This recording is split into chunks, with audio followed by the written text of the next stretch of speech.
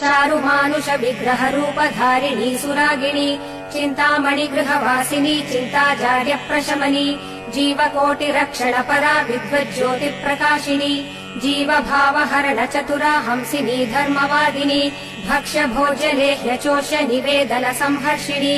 भेदरहिता मोद सहिता भव चक्र प्रवर्तिनी हृदय गुहान्तर्यामिनी सहृदय सुखवर्धिनी हृदय दौर्बल्य विनाशिनी समचित्त प्रसादिनी दीनाश्रया दीन पूज्या दैन्य भाव विवर्जिता दिव्य साधन सम्प्राप्त दिव्य शक्ति समन्विता